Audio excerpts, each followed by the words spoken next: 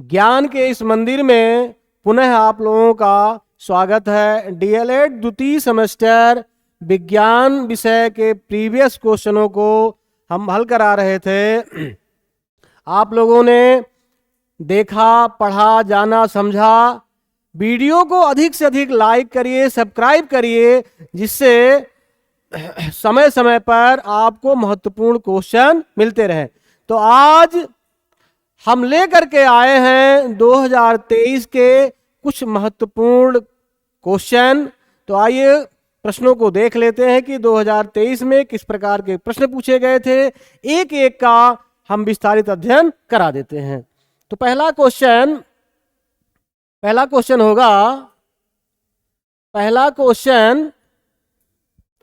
भारत के पहले अंतरिक्ष यात्री थे। भारत के पहले अंतरिक्ष यात्री थे, यही आपका प्रश्न है। इसी का आंसर आपको लिखना है। तो 4 विकल्प दिया हुआ है: आर्यभट्ट, राकेश शर्मा, भास्कर, सतीश धावन। तो आर्यभट्ट गणितज्ञ थे। भास्कर का भी योगदान दूसरे क्षेत्रों में है, तो इसका विकल्प होगा राकेश शर्मा। क्या होगा?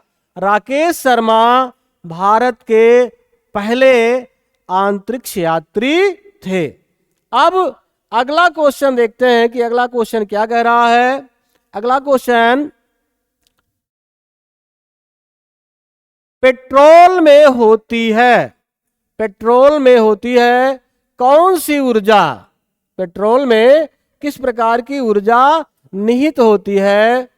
तो दिया हुआ है यांत्रिक ऊर्जा नहीं होगा, ध्वनि ऊर्जा नहीं होगा, विद्युत ऊर्जा नहीं होगा। पेट्रोल में रासायनिक ऊर्जा निहित होती है। कौन सी ऊर्जा? रासायनिक ऊर्जा। तो आइए जान लेते हैं कि रासायनिक ऊर्जा कहते किसे हैं। रासायनिक ऊर्जा एक प्रकार की ऊर्जा है।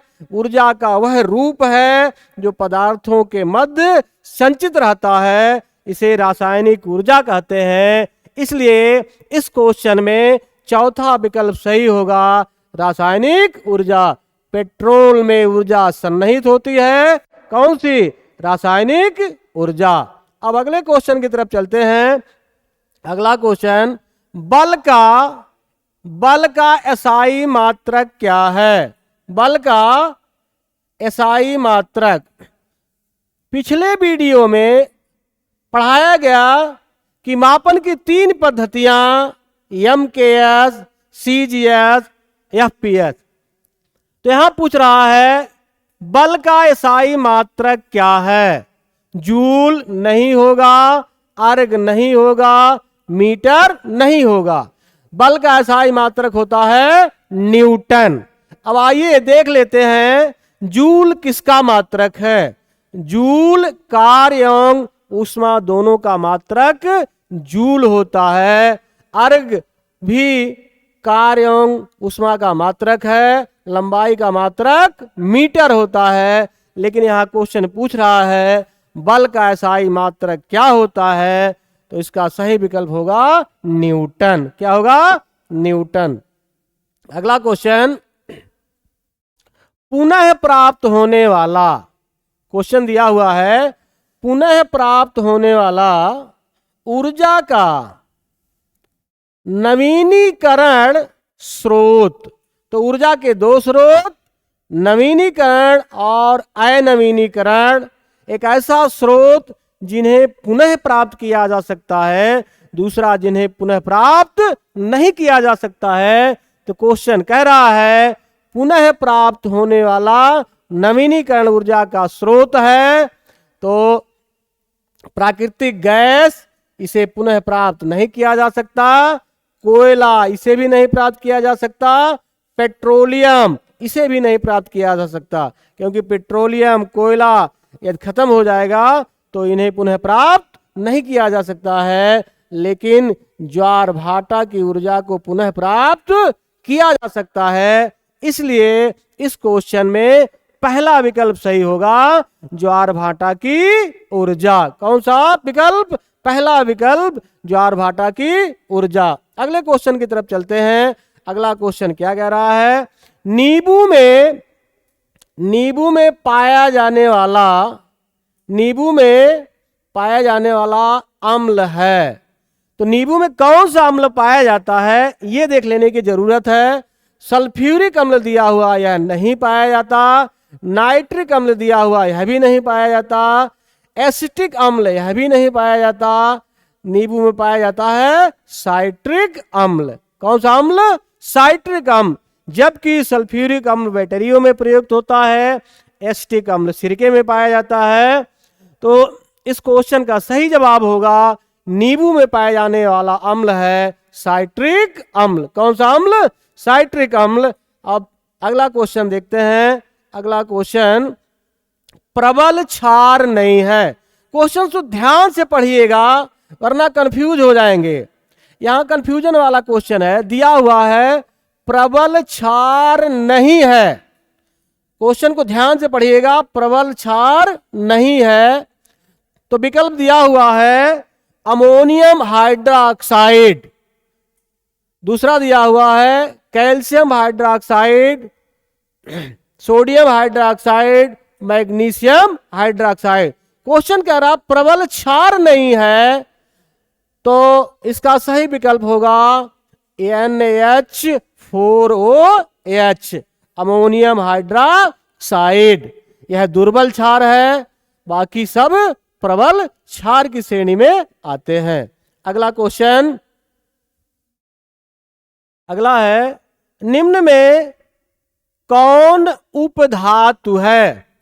निम्न में कौन उपधातु है? विकल्प दिया हुआ है, निम्न में कौन उपधातु है? तो पहले दिया हुआ है सोडियम नहीं होगा, लोहा नहीं होगा, कॉपर नहीं होगा, आर्सेनिक। सही जवाब क्या होगा? आर्सेनिक। दिया हुआ क्वेश्चन, कौन सा उपधातु नहीं है? तो धातु और उपधातु दिया हुआ है, तो आप पहले जान लेते हैं कि उपधातु किसे कहते हैं। जिन तत्वों में धातु और अधातु दोनों के गुण पाए जाते हैं उन्हें उपधातु कहते हैं। जैसे आर्सेनिक, एंटीमनी, यह उपधातु का उदाहरण है। तो सही जवाब होगा आर्सेनिक। तीसरा विकल्प सही होगा कि निम्नलिखित में कौन सा उपधातु है। अगला क्वेश्चन,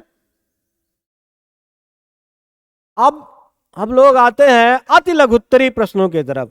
अति लघुत्तरी प्रश्नों की तरफ दिया हुआ है, किन्हीं दो कीटभक्षी पौधों के नाम लिखिए। किन्हीं दो कीटभक्षी पौधे। तो कीटभक्षी पौधे किसे कहते हैं? कीटभक्षी पौधे वे पौधे होते हैं जो दलदल वाले भूमि में पाए जाते हैं, जहां की भूमि में नाइट्रोजन की कमी होती है। और दो कीटभक्षी पौधे का नाम है, पहला यूट्रिकुलेरिया, दूसरा है कलश पादप। कौन सा पौधा? यूट्रिकुलेरिया, दूसरा कलश पादप। तो क्वेश्चन कह रहा है दो कीटभक्षी पौधों के नाम लिखिए। अति लघुत्तरी क्वेश्चन है, इस पर भी ध्यान देना होगा कि क्वेश्चन किस प्रकार का पूछ रहा है। बहुविकल्पी अभी आपको बताया गया, अब चल रहा है अति लघुत्तरी। तो किन्हीं दो कीटभक्षी पौधों के नाम, यूट्रिकुलेरिया, कलश पादप। अगला क्वेश्चन, रासायनिक परिवर्तन को स्पष्ट कीजिए। क्वेश्चन कह रहा है, या क्वेश्चन पूछा जा रहा है आपसे, रासायनिक परिवर्तन को स्पष्ट कीजिए। तो परिवर्तन दो प्रकार के, भौतिक परिवर्तन और रासायनिक परिवर्तन। यहां पर दिया हुआ है रासायनिक परिवर्तन किसे कहते हैं? ऐसा परिवर्तन जब पदार्थ का नया रूप बन जाता है, ऐसे परिवर्तन को रासायनिक परिवर्तन कहते हैं। जैसे लोहे पर जंग लगना, लोहे पर जंग लगना किस प्रकार का परिवर्तन है? रासायनिक परिवर्तन। दूध का फटना, दूध का फटना, ये भी क्या है? रासायनिक परिवर्तन। तो रासायनिक परिवर्तन किसे कहते हैं? ऐसा परिवर्तन जब कोई अपना नया रूप या नया पदार्थ बनाता है, ऐसे परिवर्तन को रासायनिक परिवर्तन कहते हैं। जैसे लोहे पर जंग लगना, दूध का फटना रासायनिक परिवर्तन का उदाहरण है। अब अगला क्वेश्चन, लवण किसे कहते हैं? क्वेश्चन दिया हुआ है, लवण किसे कहते हैं? तो अम्ल और क्षार के पारस्परिक अभिक्रिया से, अम्ल और क्षार के पारस्परिक अभिक्रिया से बनने वाले यौगिक को लवण कहते हैं। जैसे सोडियम क्लोराइड, क्या हो गया? सोडियम क्लोराइड, सोडियम नाइट्रेट, ये क्या हो गया? लवण होगा। लवण किसे कहते हैं? लवण उसे कहते हैं जो अम्ल और क्षार की पारस्परिक अभिक्रिया से बनने वाले नए यौगिक को लवण कहते हैं। क्या कहते हैं? लवण। जैसे KCl, सोडियम क्लोराइड, यह भी क्या है? लवण है। तो अगला क्वेश्चन क्या कह रहा है, देख लेते हैं। चंद्र ग्रहण, बहुत अच्छा क्वेश्चन है, बार बार परीक्षाओं में, कंपटीशन में भी पूछा जाता है, लेकिन थोड़ा सा ध्यान देने की जरूरत है कि आप कंफ्यूजन ना होइए। चंद्र ग्रहण कब होता है? बहुत ही शानदार सवाल। चंद्र ग्रहण जब पृथ्वी सूर्य और चंद्रमा के बीच आ जाती है, तो पृथ्वी की छाया, पृथ्वी कहां आ जाती है? सूर्य और चंद्रमा के बीच आ जाती है, तो पृथ्वी की छाया चंद्रमा पर पड़ती है। तो पृथ्वी की छाया चंद्रमा पर पड़ती है, ऐसे ग्रहण को चंद्र ग्रहण कहते हैं। और इस प्रकार का ग्रहण पूर्णिमा के दिन होता है, जबकि सूर्य ग्रहण अमावस्या के दिन होता है। तो कंफ्यूजन नहीं आप लोग होइएगा। बहुत ही बेहतर सवाल। चंद्र ग्रहण कब होता है? तो चंद्र ग्रहण पूर्णिमा को होता है। और कैसे होता है? जब पृथ्वी सूर्य और चंद्रमा के बीच में, यहां सूर्य दिया हुआ है और चंद्रमा, सूर्य और चंद्रमा के बीच में पृथ्वी आ जाती है, तो पृथ्वी की जो छाया होती है चंद्रमा पर पड़ती है, ऐसे ग्रहण को चंद्र ग्रहण कहते हैं। और यह पूर्णिमा के दिन होता है। बहुत ही शानदार सवाल। तो इस बार बार परीक्षाओं में पूछा जाता है, तो कंफ्यूजन मत होइएगा। अगला क्वेश्चन क्या कह रहा है? रेक का कार्य लिखिए। तो डीएलएड द्वितीय सेमेस्टर में कृषि संबंधित एक चैप्टर है, कृषि एवं उसके विभिन्न प्रकार के यंत्र। तो रेक ऐसा यंत्र होता है जो खरपतवार निकालने में इसका प्रयोग किया जाता है। तो रेक का मुख्य काम क्या हो गया? खरपतवार को निकालने में फसलों की सहायता करना, जिससे पैदावार प्रभावित ना हो सके। तो ये क्वेश्चन था, रेक का कार्य लिखिए। जिस तरह से आपने फावड़ा देखा होगा, कुदार देखा होगा, हंसिया देखा होगा, उसी प्रकार से रेक भी एक प्रकार का यंत्र है जो खरपतवार को निकालने में प्रयोग किया जाता है।